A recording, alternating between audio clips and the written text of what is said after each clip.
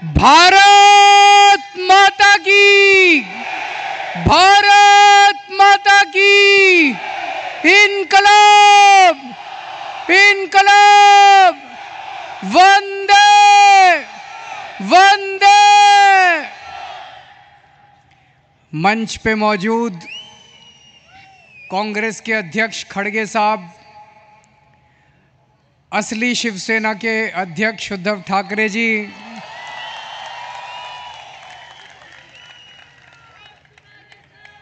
असली एनसीपी के अध्यक्ष शरद पवार जी,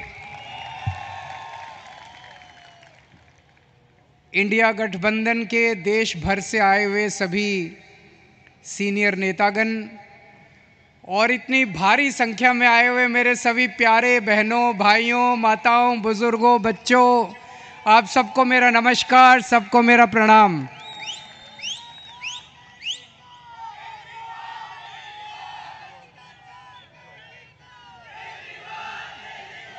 दोस्तों, आज आप लोगों के बीच में आके मुझे बहुत अच्छा लग रहा है। सीधे जेल से आ रहा हूं आप लोगों के बीच में।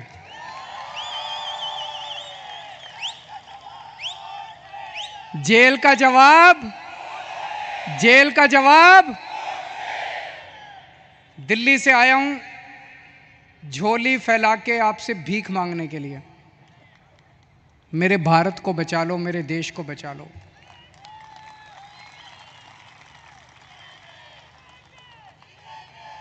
हमारे देश को प्रधानमंत्री जी तानाशाही की तरफ ले जा रहे हैं। हमारे देश को बाबा साहब अंबेडकर ने एक शानदार संविधान दिया था, जनतंत्र का। जनता चुनेगी, वोट करेगी, लोग चुने जाएंगे, वो शासन करेंगे। जिनको जनता चुनेगी वो शासन करेंगे। जनता के मुताबिक काम किए। अब धीरे धीरे धीरे धीरे प्रधानमंत्री जी ये जनतंत्र खत्म करना चाहते हैं। मेरा उदाहरण लीजिए, दिल्ली में हमें 2015 में दिल्ली में 70 सीट हैं, विधानसभा में 70 सीट हैं।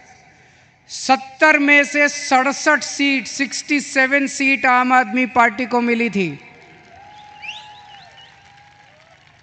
5 साल बाद चुनाव हुए 2020 में, और 2015 में 67 सीट आम आदमी पार्टी को, 3 सीट बीजेपी को। 2020 में 70 में से 62 सीट आम आदमी पार्टी को, 8 सीट बीजेपी को। तो मोदी जी ने देखा कि दिल्ली में आम आदमी पार्टी को हरा नहीं सकते, तो मोदी जी ने एक षड्यंत्र रचा, एक फर्जी केस बनाया। उसमें मनीष सिसोदिया को, सतिंदर जैन को, सबको उसमें गिरफ्तार किया और फिर मुझे गिरफ्तार कर लिया। अगर हरा नहीं सकते तो गिरफ्तार कर लो। उन्हें लगा कि गिरफ्तार करेंगे तो केजरीवाल को इस्तीफा देना पड़ेगा, लेकिन केजरीवाल ने तय किया सरकार जेल से चलाएंगे। मैंने इस्तीफा नहीं दिया, सरकार जेल से चलाएंगे। अगर मोदी जी जनतंत्र को जेल में कैद करेंगे तो हम जनतंत्र को जेल से चला के दिखाएंगे।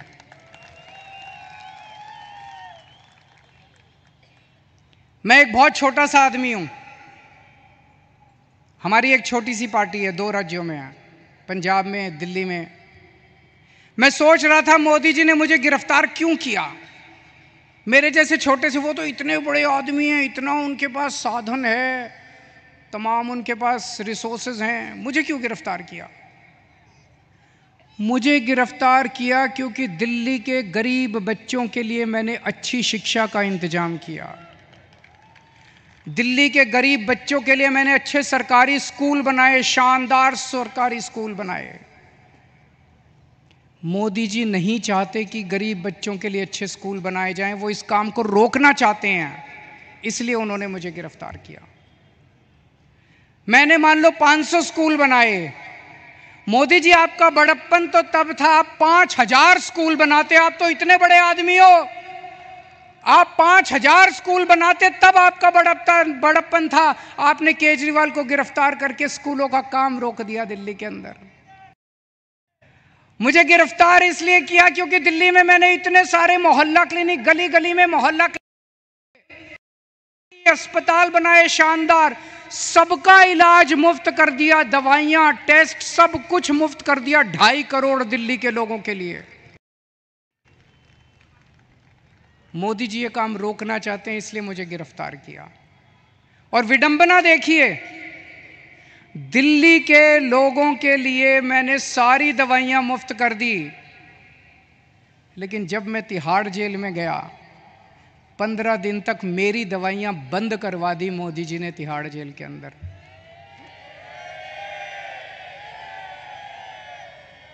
मैं शुगर का मरीज हूं 20 साल से, और 10 साल से इंजेक्शन ले रहा हूं इंसुलिन के। रोज 4 इंजेक्शन लगते हैं मेरे को इंसुलिन के, 52 यूनिट इंसुलिन लेता हूं रोज। लेकिन जब मैं तिहाड़ गया, मोदी जी ने मेरे इंजेक्शन बंद करा दिए। 15 दिन तक मेरी 300 पहुंच गई शुगर, 350 पहुंच गई शुगर। मैं बोलता रहा वहां पे अफसरों को, कर्मचारियों को, मुझे इंसुलिन चाहिए, उन्होंने नहीं दी। बोले ऊपर से आदेश है, इंसुलिन नहीं दे सकते। अगर किसी आदमी को कई दिनों तक शुगर हाई रहे तो उसकी किडनी खराब हो जाती है, उसका लिवर खराब हो जाता है। मुझे नहीं पता ये क्या करना चाहते थे मेरे साथ, लेकिन इतिहास गवाह है, ऐसे बहुत सारे किस्से हुए हैं जब विरोधियों को और विपक्षी पार्टी के लोगों को जेल में डाल के उनके शरीर को खराब कर दिया गया। मुझे गिरफ्तार इसलिए किया गया क्योंकि दिल्ली के सभी लोगों की मैंने बिजली मुफ्त कर दी। दिल्ली में लोगों का बिजली का बिल 0 आता है। मैं मोदी जी को कहना चाहता हूं कि आपकी बड़प्पन तो तब होता जब आप पूरे देश के लोगों की बिजली मुफ्त कर देते। आपने दिल्ली के लोगों की बिजली आप रोकना चाहते हो, इसलिए आपने मुझे गिरफ्तार किया। अब दोस्तों, ये लोग कह रहे हैं कि मुझे 2 तारीख को दोबारा जेल जाना है। मैं जेल जाऊंगा कि नहीं जाऊंगा ये आपके हाथ में है। अगर आपने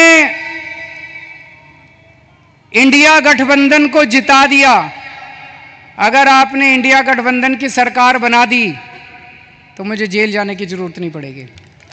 और अगर आपने कमल का बटन दबाया तो मुझे दोबारा जेल जाना पड़ेगा। तो जो लोग मुझे जेल भेजना चाहते हैं, कमल दबा देना, और जो मुझे आज़ाद देखना चाहते हैं, इंडिया गठबंधन को जिता देना। जब आप बटन दबाने जाओ तो इस बार बटन केजरीवाल को जेल भेजने या केजरीवाल को आज़ाद करने के लिए दबाना।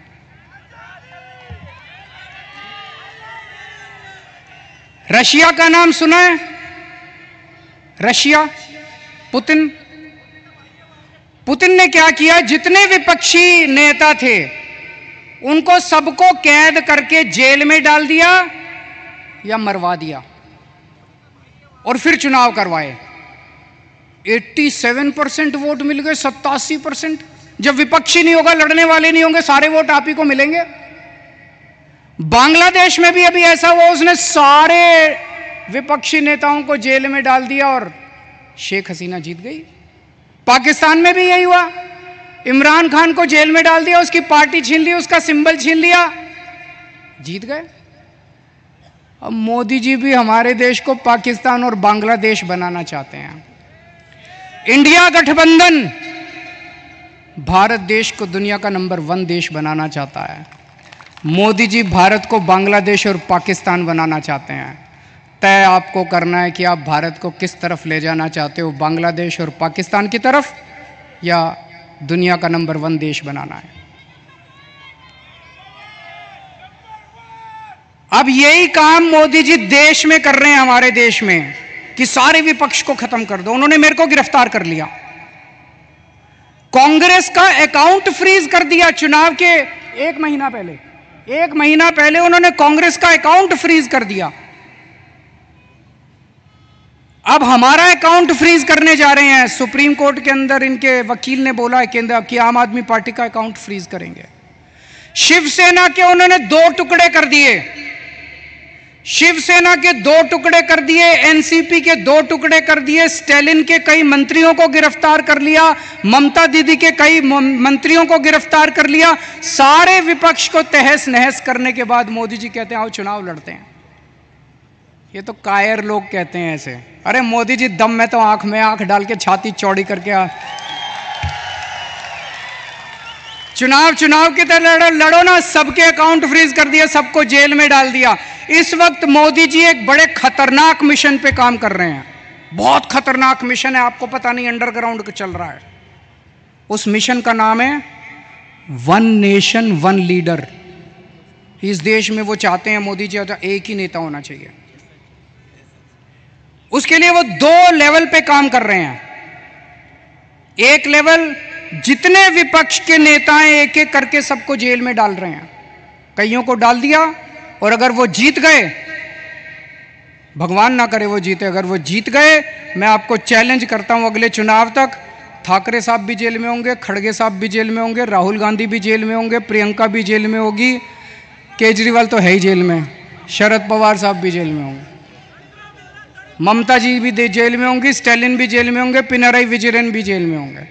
तो एक उनके लेवल पे काम कर रहे हैं, विपक्ष को सबको जेल में डाल दो, जैसे पुतिन ने, शेख हसीना ने, जैसे पाकिस्तान वालों ने जेल में डाला। और दूसरे लेवल पे उनकी अपनी बीजेपी पार्टी में जितने नेता हैं सबको पैदल कर दिया, सबकी राजनीति खत्म कर दी।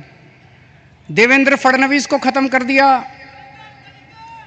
उन्होंने शिवराज सिंह चौहान को खत्म कर दिया, वसुंधरा राजे को खत्म कर दिया, डॉक्टर रमन सिंह को खत्म कर दिया, खट्टर साहब को खत्म कर दिया। एक ही बचा है, कौन है? अगला किसका नंबर है? अगला किसका नंबर है? सारा देश जानता है अगला नंबर योगी आदित्यनाथ का है। अगर ये जीत गए तो 2 महीने के अंदर योगी आदित्यनाथ को उत्तर प्रदेश के सीएम पद से हटा देंगे ये लोग। बड़ा खतरनाक, एक ही नेता बचेगा और वो भी बस वही राज करना चाहते हैं। लेकिन एक और चीज है, 2014 में जब मोदी जी प्रधानमंत्री बने थे, उन्होंने एक नियम बनाया बीजेपी के लिए कि जो नेता 75 साल का हो जाएगा बीजेपी में, उसको रिटायर करना पड़ेगा, उसको अपना पद छोड़ना पड़ेगा, उसको टिकट नहीं मिलेगी, और अगर वो किसी पद पे काम कर रहा है तो उसे इस्तीफा देना पड़ेगा। उस रूल के तहत उन्होंने सबसे पहले आडवाणी जी को रिटायर किया, फिर मुरली मनोहर को रिटायर किया, फिर उन्होंने सुमित्रा महाजन को रिटायर किया, फिर उन्होंने यशवंत सिन्हा को रिटायर किया और कई लोगों को रिटायर किया। साल 17 सितंबर को मोदी जी 75 साल के हो रहे हैं।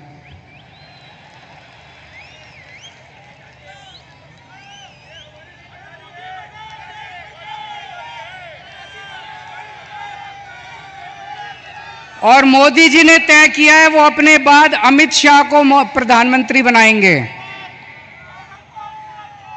मोदी जी ने तय किया है वो अपने बाद अमित शाह को तो इस बार मोदी जी अपने लिए वोट नहीं मांग रहे, अमित शाह के लिए वोट मांग रहे हैं। अमित शाह को प्रधानमंत्री बनाने के लिए वोट मांग रहे हैं। आप अपने आसपास जितने बीजेपी के सपोर्टर हैं, बीजेपी के वोटर हैं, बीजेपी के भक्त हैं, उनको बोलना अगर वो वोट डालने जाएं, ये सोच के जाएं कि वो अमित शाह के लिए वोट दे रहे हैं, मोदी जी के लिए वोट नहीं दे रहे हैं। आंख बंद कर लें और सोचें कि मोदी जी की बजाय अमित शाह प्रधानमंत्री बनने वाले। और उसमें भी जितने पिछले 2 साल से इस पे काम कर रहे हैं मोदी जी, जितने नेता थे बड़े छोटे बीजेपी के अंदर, सबको खत्म कर दिया। शिवराज सिंह चौहान को, वसुंधरा राजे को, डॉक्टर रमन सिंह, योगी आदित्यनाथ को 2 महीने में हटा देंगे ताकि रास्ता साफ हो जाए, अमित शाह बचे केवल। ये बात मैंने जेल से निकलने के अगले दिन प्रेस कॉन्फ्रेंस करके कही थी। जैसे ही मैंने कहा, सबसे पहले अमित शाह बोले नहीं नहीं मोदी जी रहेंगे हमारे 5 साल प्रधानमंत्री, मोदी जी रहेंगे। उसके बाद एक के बाद एक ही दिन में 24 घंटे में इतने नेताओं ने कहा मोदी जी रहेंगे प्रधानमंत्री, मोदी जी। मोदी जी ने नहीं कहा, मोदी जी देश के सामने कह दे कि वो रूल तो मैंने आडवाणी जी से छुटकारा पाने के लिए बनाया था, मैं तो रहूंगा। या तो मोदी जी कह दे भाई मैं तो रहूंगा, पर अप्लाई नहीं होता, ये तो मैंने आडवाणी जी की राजनीति खत्म करने के लिए बनाया था, उनको रास्ते से हटाने। लेकिन अभी तक मोदी जी नहीं बोले। इसका मतलब मोदी जी रिटायर करेंगे और यूपी के मुख्यमंत्री को हटाया जाएगा। मैं देख रहा हूं महाराष्ट्र में इन दिनों कुछ ज्यादा ही चक्कर लगा रहे हैं मोदी जी। अभी थोड़े दिन पहले आए, इतनी गंदी गालियां देते हैं वो। प्रधानमंत्री को ये शोभा नहीं देता। वो पवार साहब के लिए बोले भटकती आत्मा। ये शोभा देता है प्रधानमंत्री जैसे व्यक्ति को? शरद पवार जी की, इतने सीनियर नेता हैं देश के, आपकी उनसे वैचारिक भिन्नता हो सकती है, अलग अलग पार्टी में हो सकते हैं, लेकिन थोड़ी सी इज्जत तो रखिए। 84 साल की उम्र है शरद पवार जी की, मोदी जी की 74 साल की उम्र है, 10 साल बड़े हैं उनसे, और उनको कहते हैं भटकती आत्मा। ये तो सड़क छाप बात है। वो उद्धव ठाकरे जी को कहते हैं, क्या बोले उद्धव ठाकरे जी को? नकली संतान। उद्धव ठाकरे जी को कहते हैं नकली संतान। ये कोई भाषा है प्रधानमंत्री की? इस तरह से बोलते हैं प्रधानमंत्री? ये शरद पवार की बेइज्जती नहीं है, ये उद्धव ठाकरे की बेइज्जती नहीं है, ये महाराष्ट्र के एक एक व्यक्ति की बेइज्जती है। इस बार जब वोट डालने जाओ तो ऐसा बटन दबाना कि महाराष्ट्र की इज्जत ऊंची हो और महाराष्ट्र की बेइज्जती का बदला लिया जाएगा उससे।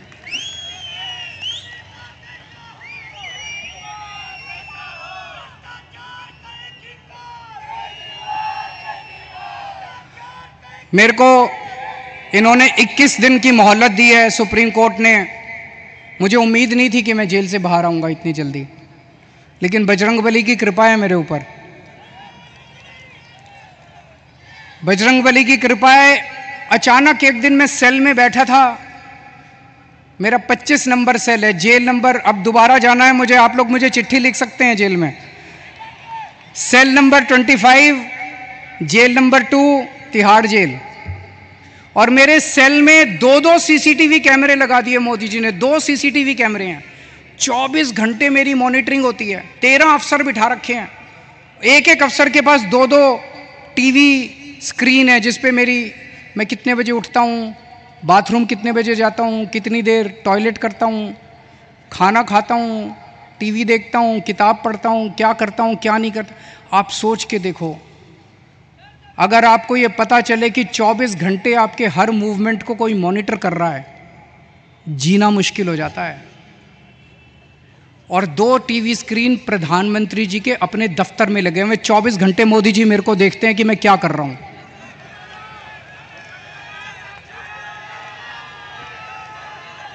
तो एक दिन मैं टीवी देख रहा था, अचानक मुझे पता चला कि सुप्रीम कोर्ट ने मेरे को बेल दे दी। मैं 21 दिन के लिए बाहर आ गया। मुझे बहुत खुशी हुई, उसी वजह से आज आप लोगों के बीच में आने का मौका मिला। लेकिन मैंने भी ठान लिया है, ये 21 दिन का एक एक सेकंड, एक एक क्षण, एक एक पल मैं देश को बचाने के लिए गुजारूंगा। 24 घंटे काम कर रहा हूं। कल सवेरे लखनऊ गया था, फिर पंजाब गया, आज सवेरे पंजाब में था, आज मैं अभी बॉम्बे आया हूं, अभी भिवंडी गया था, भिवंडी से बॉम्बे आया हूं, अब रात को दिल्ली निकलूंगा। उसके बाद झारखंड जाना है कल या परसों में। पूरे देश में घूम के मेरा एक ही लक्ष्य है, किस तरह से अपनी भारत माता को बचाना है, देश को बचाना है, तानाशाही से बचाना है। दोस्तों, मैं तो आज आपको एक ही चीज बोल के जाऊंगा। जैसा मैंने कहा, अगर इनकी सरकार आ गई तो ये ठाकरे साहब को भी, शरद पवार जी को भी, सबको जेल में डाल देंगे। तो जो करे उद्धव ठाकरे से प्यार, उसे करना होगा मोदी को इंकार। जो करे शरद पवार को प्यार, उसे करना होगा मोदी को इंकार। और अंत में मैं कहना चाहता हूं, इंडिया गठबंधन के यहां पे 3 पार्टनर्स हैं, शिवसेना, एनसीपी और कांग्रेस। मैंने एक वीडियो देखा, मैं बड़ा चिंतित हो गया वो वीडियो देख के सोशल मीडिया पे। एक व्यक्ति ने वोट दे के बाहर निकला, उससे मीडिया वाले ने पूछा किसको वोट दिया? बोला शरद पवार को। बोला कौन से निशान पे? बोला घड़ी के निशान पे। अभी बहुत कन्फ्यूजन है लोगों में, इस कन्फ्यूजन को दूर करना बहुत ज़रूरी है।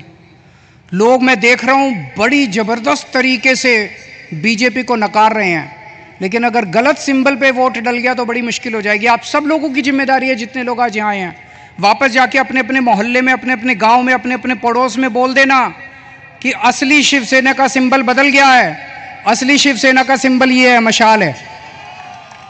ये बताना पड़ेगा सबको, बताना पड़ेगा सबको।